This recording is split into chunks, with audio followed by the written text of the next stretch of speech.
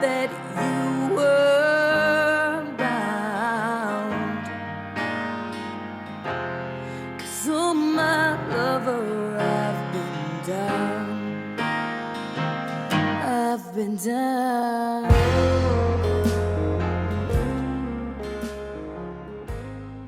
Do you think that there's post-traumatic stress?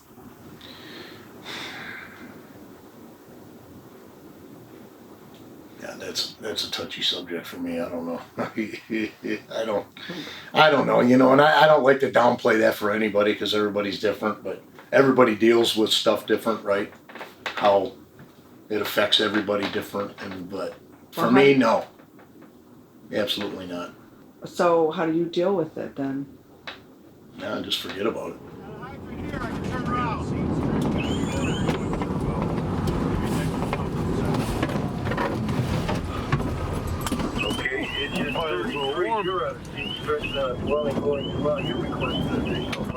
There's a lot of post-traumatic stress disorder on this job, whether people will admit it or not. I'm one of them. I can admit it. I've been diagnosed with it. And so. A guy who goes to combat and comes home and suffers from PTSD, did he have it while he was in combat? Or did he have it when he came home?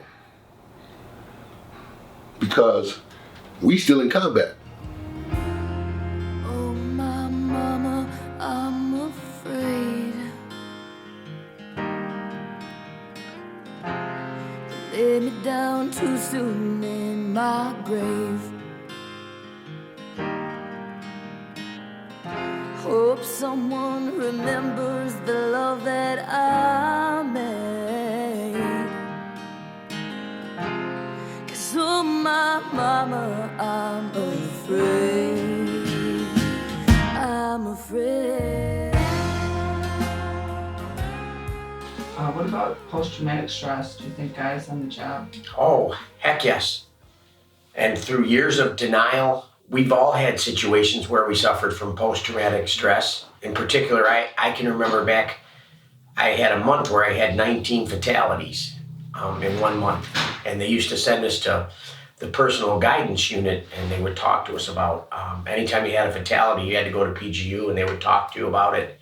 And I know for sure at that time that I personally was suffering from post-traumatic stress, and I didn't really deal with it. I just kept on working and kept going to my leave day and raising my kids, and you don't even see the signs because it's because of your life. You don't realize it, and I believe that's why policemen, firemen, EMS guys have high rates of divorce, alcoholism, all the things that come with having traumatic scenes where you deal with them through various manners that don't necessarily relate to you getting healthy therapy that you probably should. And I think if that's something they should put in place, and everybody jokes that we're all a little bit crazy or whatever, but that's a huge part of it. One of my first internships was back in 74, 75 at the Veterans Administration Hospital in Allen Park. We were helping young men, of course, coming back from Vietnam who had had some terrible, terrible experiences that haunted them, very much. We tried a number of approaches at the time, including individual and group therapies. I was in the psychology service. The psychiatrists who were also part of the team would sometimes try medications in helping these individuals coming back. They would have nightmares regarding what took place. They had personality changes, becoming very different according to family members in terms of how they dealt with or didn't deal with things like anger or frustration. They seemed to be overly reactive to things that would happen. It would not seem to take very much to trigger perhaps an angry response. Do you think there's post-traumatic stress on the job? Oh yeah, for sure. Yeah, 'cause sometimes stuff you see you just can't, walk away and forget about it. You got to deal with it some way, somehow. And you dream about it. Some things just bother you. You don't forget about it, and you just wonder what you could have did different. And Yeah, oh, for sure there's post-traumatic stress. So how do you get those things out of your mind? Everybody does it different. Me personally, I guess I don't.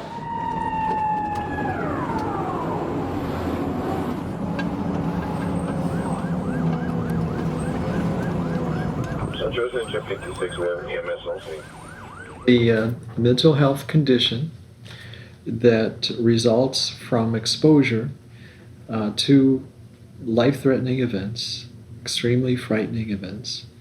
The exposure can be a single event, with all of the connected, situations to it, or in some cases it can be a series of events over time. The last I checked, besides the President of the United States, to be a firefighter is the most stressful job in the United States. President of the United States is one, firefighter is number two. Fuck, you ever had firemen at a party before?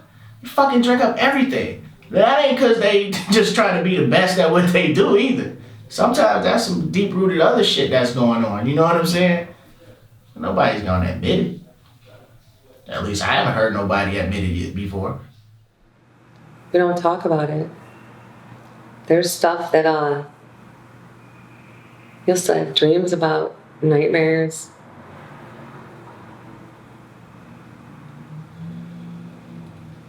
Losing your buddy at a fire. You gotta find a spot in yourself to put it, otherwise you end up in a bad place. So how do you deal with it?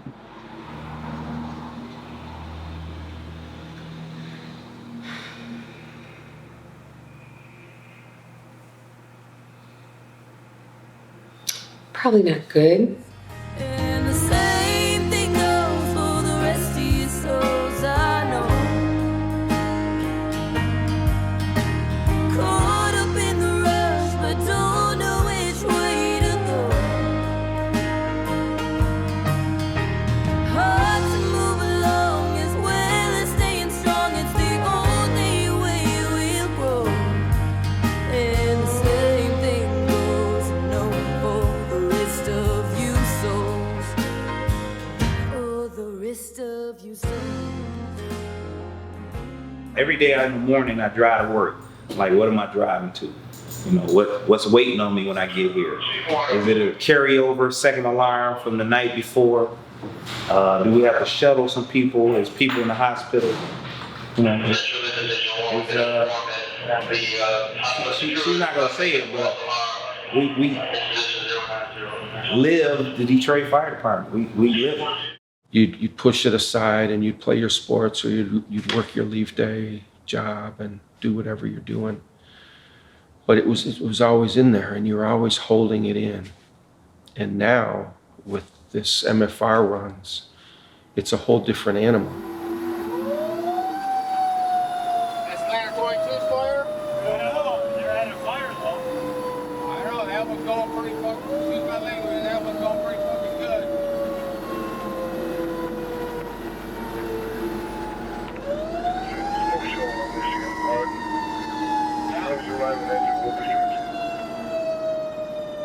Everyone talks about the bond between firemen. And the reason is because we know that we have to depend on each other, not just at a fire, but after the fires, weeks down the road, months down the road.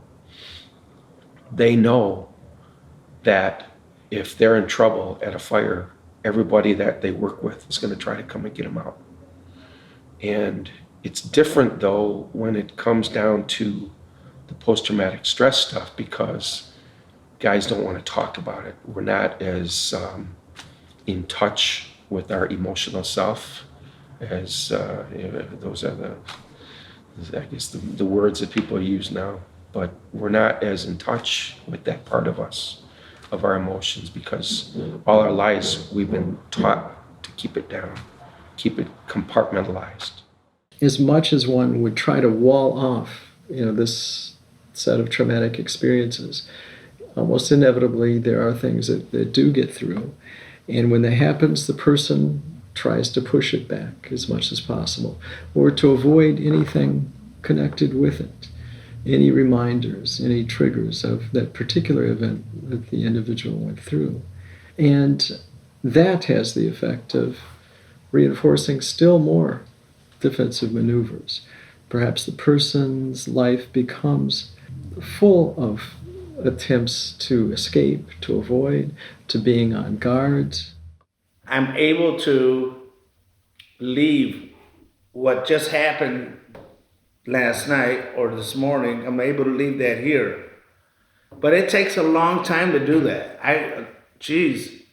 When I had 10 years on the job, I was a mess. I wasn't able to leave everything at work.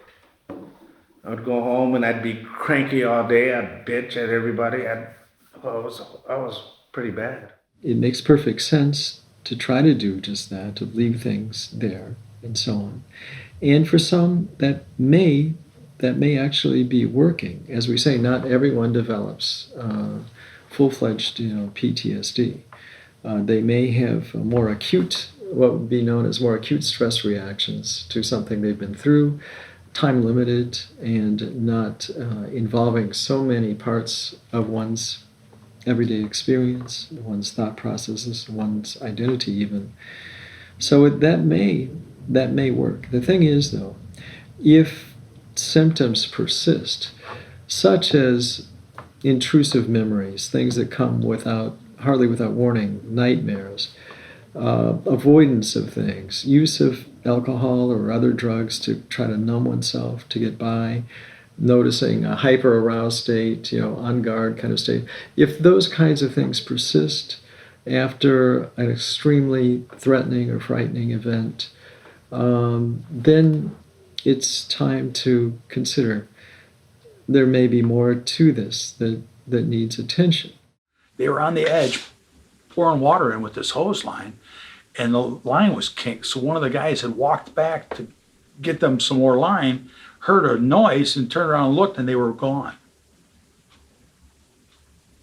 Tell me you don't get post-traumatic stress from something like that. The guy that was there, now all of a sudden they're not. I had a guy that was in my hands in front of me. I'm backing him up on the line going down the hallway. And in the next step, he's not in my hands. He's gone. He's 2 stories below me. Like, holy crap. There's so many of those close calls that all of us have been that close to. Oh, yeah. That's a big one.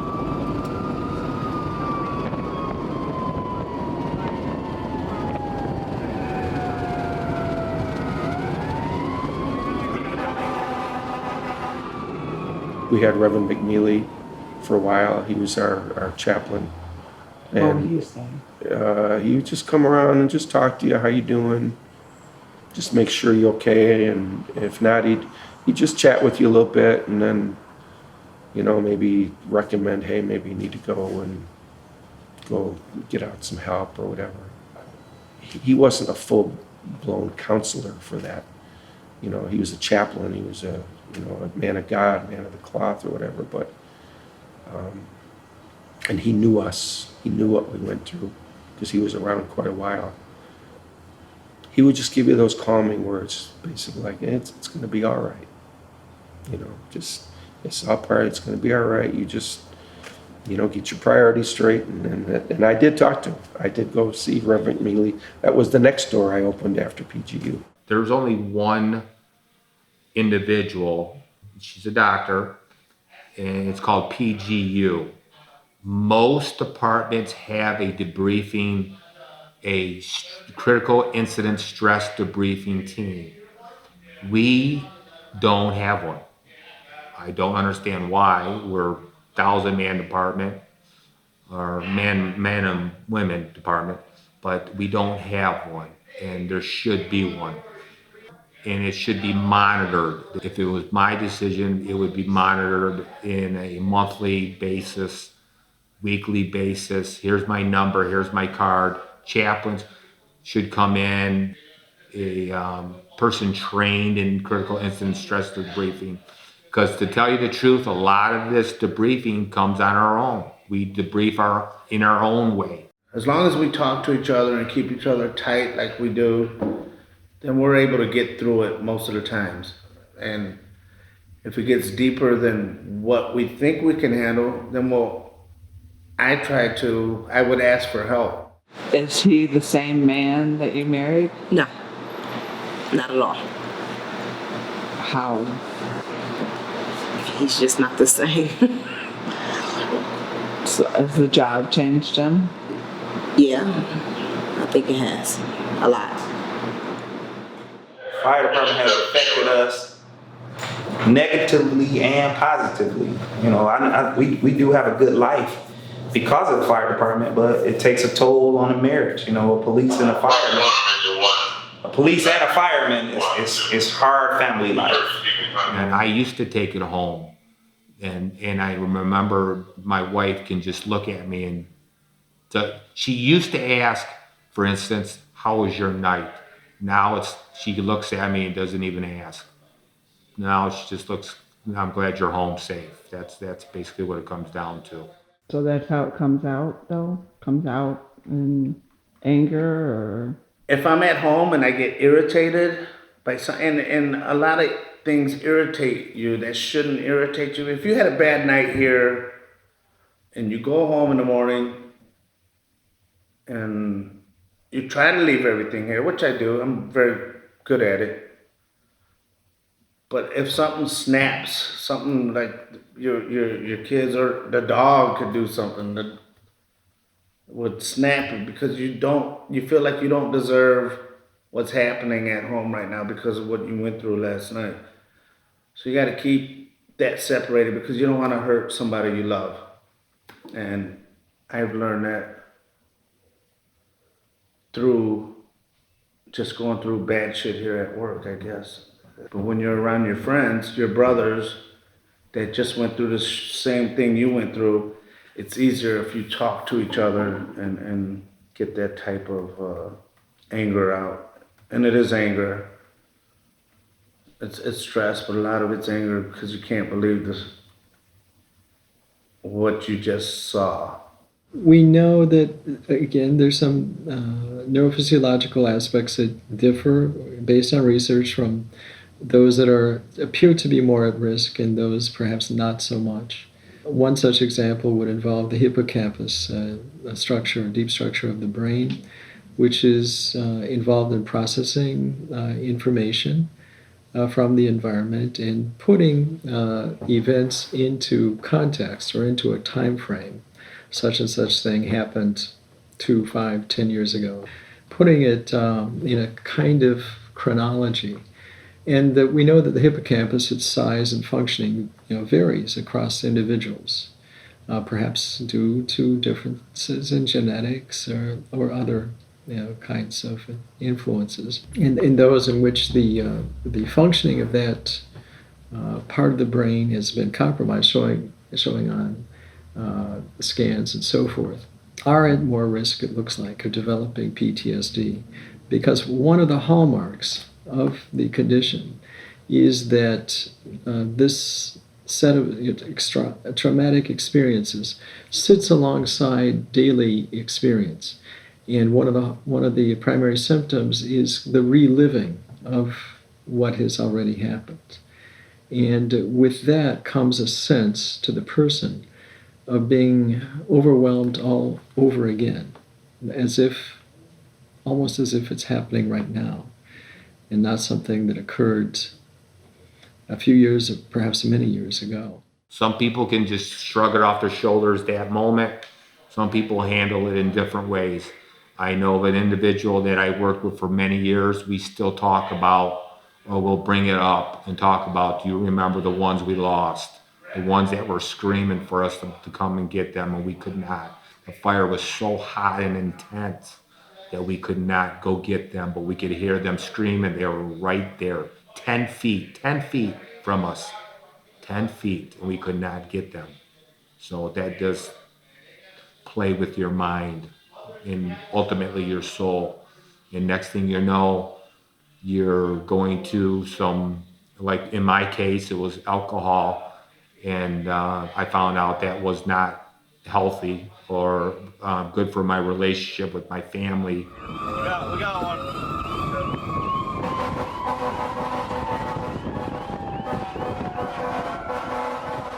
a traumatic event can change how they, of course, view the world, how they view themselves, their own identity. They may feel that they did not handle things very well at all, that they were cowardly, that they were to blame for what took place, when in many cases that couldn't be further from the truth, but that is how they see it. That's how they experience it. They literally feel as if they have been changed, in terms of who they are, and lost a certain degree of value, to their lives. So we're talking about very profound impact, very profound changes that we must take seriously.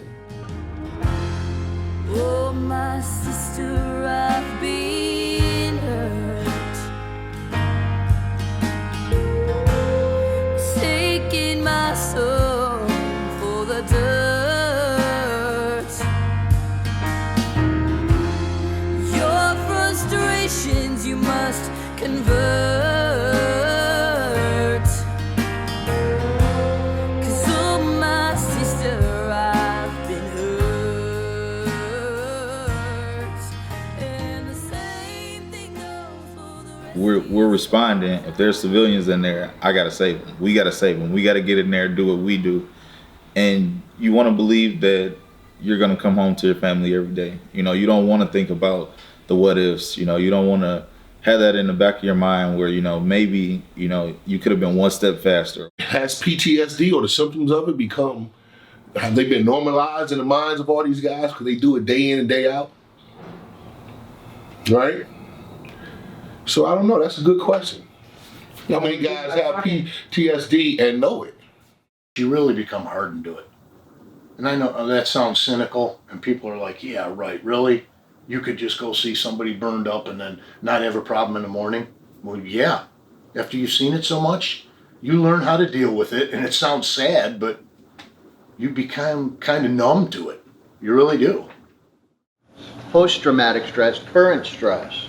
The current stress I'm under, sitting here right now, knowing that belt could go off at any minute, and there can be a fire in an occupied dwelling or occupied apartment building with people hurt, people jumping, screaming, people running. Current traumatic stress. I told them to get out of the house. Are they out? Finally caught on fire. Are they out? I told them to get out, but they haven't got it. They're just getting out. They wouldn't get out. No!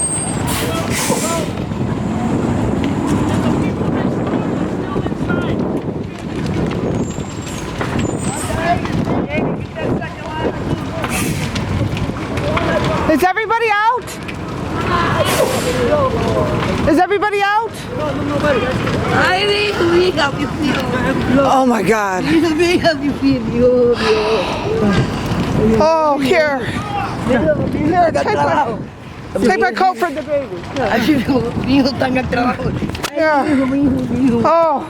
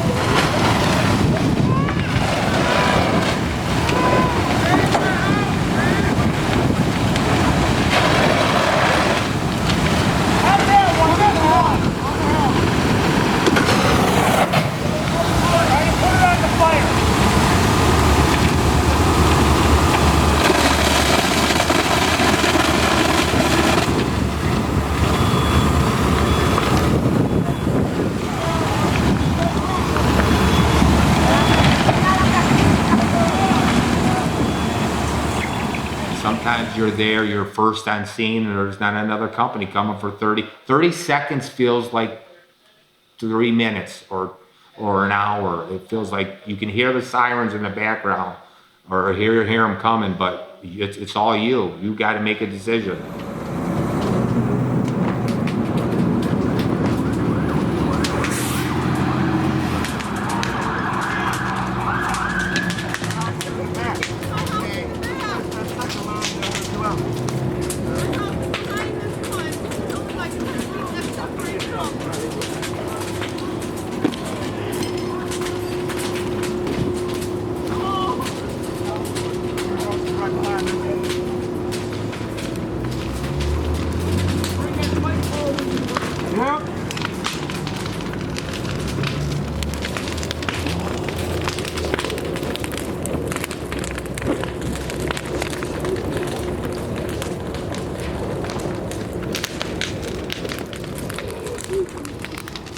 You know, I try to make it so we don't have a bad day in the firehouse. I don't care what happens outside these doors.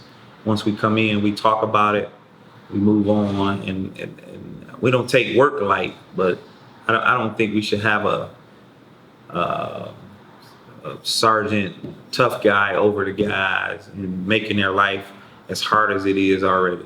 You know, we just had a baseball game the other day with another firehouse, and it really didn't matter who won or lost.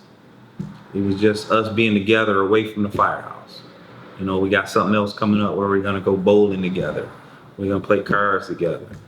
That's how we release our stress, you know, because when we leave out this door, we don't know what's waiting on us. I just told a trial man this morning, no two runs are alike. So it's not like you can rehearse yourself for what's about to happen. You know, and just be loose.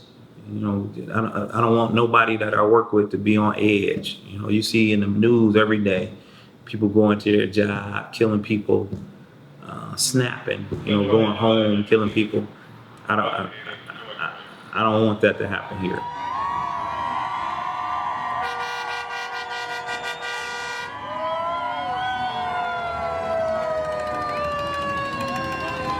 Special Chiefs are reporting in 3 vacant dwellings. One way ground, 2 with extension.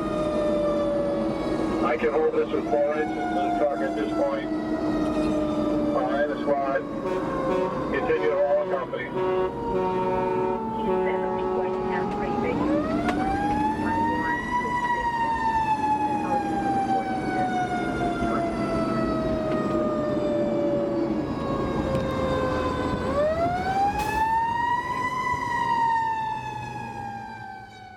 The good ones, the ones that really care and have been exposed to this stuff,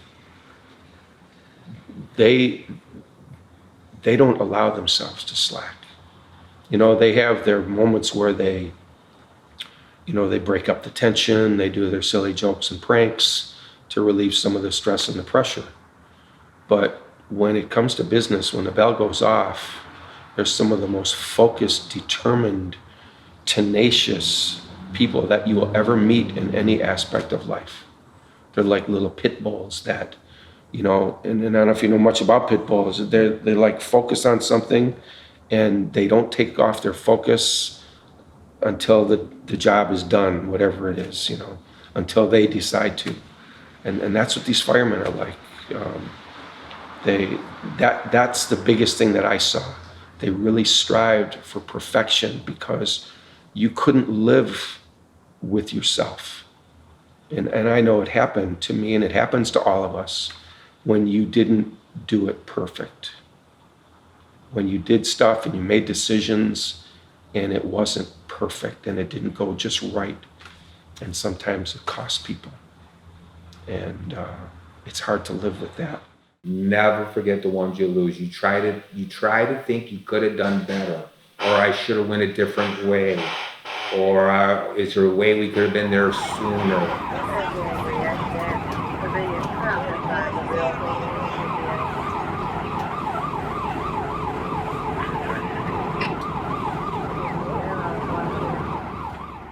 When you see something bad on the freeway, or you see something bad out in the street, and you go, wow, that was pretty messed up. I saw a car accident the other day.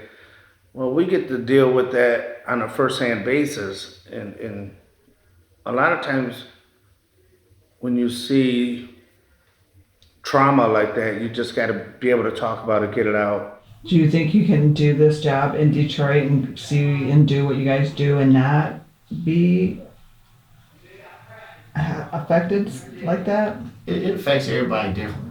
It affects you when you don't even know it. Like you get so hard at some point, and you know what I'm saying. Like you can see in your regular life, like off the job, somebody fucked up, and you be like, oh, they be alright. Like man, he just broke his leg and is facing the other way. Nah, he's straight. Just you know what I'm saying. It affects you. Like you become desensitized. That's what it is. You become desensitized, and then on top of that, the guys that you run with, they've been desensitized, so some of the things we say, which I'm sure you've heard to each other, you'd be like, damn, that was crazy. You know what I'm saying? But it affects you and you probably don't even know it. It just seems like it's right.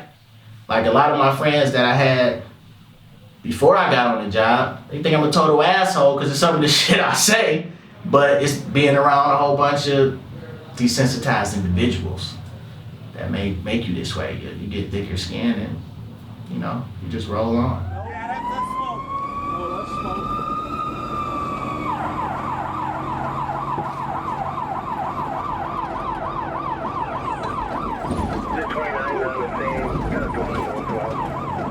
Get him, Vito, kill him!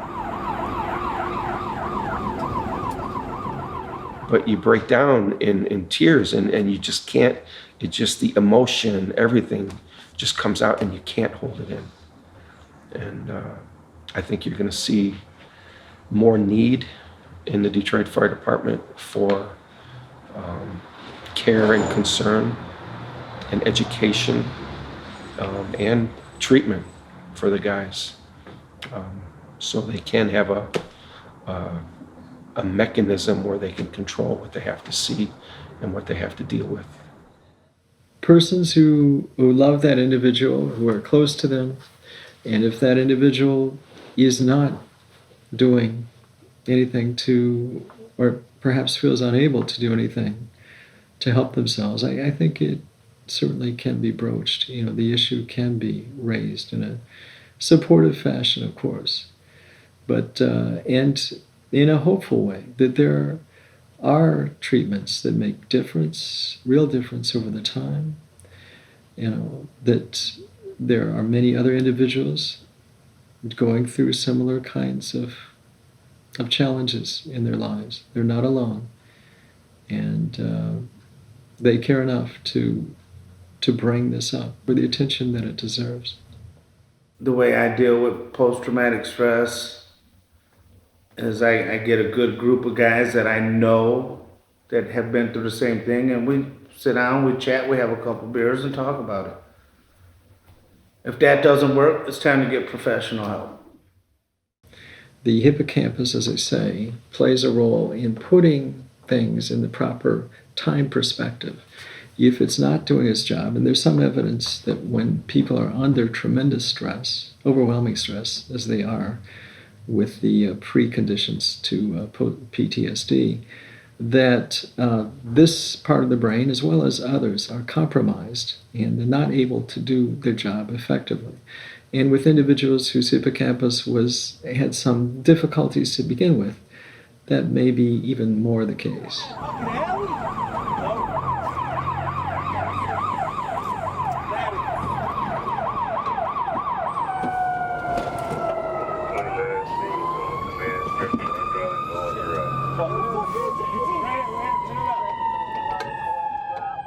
So how do you deal with that?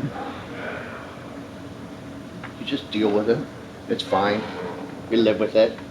Here's another 10 years off the end of my life I won't get back. I smoke too much.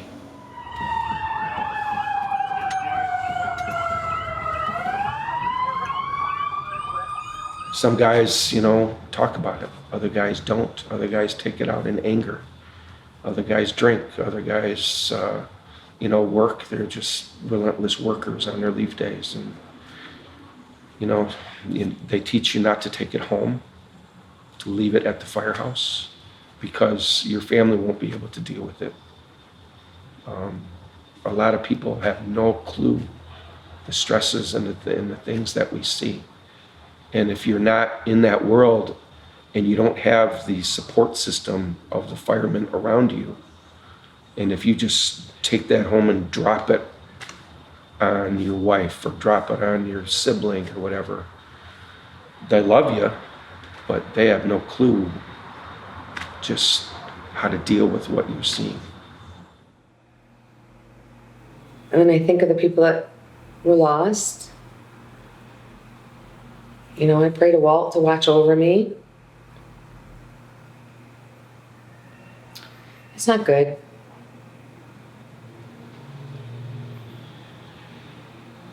But then you know what? Then I get a fire and I'm in there and I do it and we pull out a dog or we pull out a kid or you're behind your guy and And that's what we're here for. So that's it. You know, you get your own system of faith and your own system of beliefs. And, you know, like little mantras you say to yourself, it's going to be okay. The guy's got my back. I can do anything with this group of guys behind me. I'd follow them anywhere. I'll lead them anywhere. And we just deal with it. You know, when you get a group of kids or something, yeah, we'll sit down and talk about it, but it probably should happen more often than it does. You know, every now and then the chaplain will show up, you know, depending on what you have. Up in there. My daughter was 6 months old. I remember the first kid we pulled out, and she was 6 months old. And you know what it is, and then you see them, and you keep seeing it, you keep seeing it, you keep seeing it. I think the most important part is just listening. You don't have to say anything, but just listen and let them know we've all been there. And it's not cool. Very crucial part of the story is to be able to reestablish some trust and connection, deeper trust and connection with others and with oneself, that there is real hope, okay? But I'm saying, getting back to your question, probably better to educate, to make people aware, but leave it to them to make their own decision about treatment, to what they do. So they're more empowered, I think. We must respect that.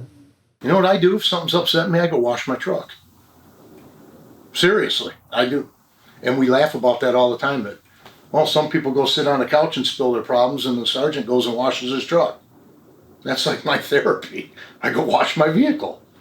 It works for me. So I guess that's what I should say. You should find something that works for you, how to deal with stuff. And then use it, because everybody's different.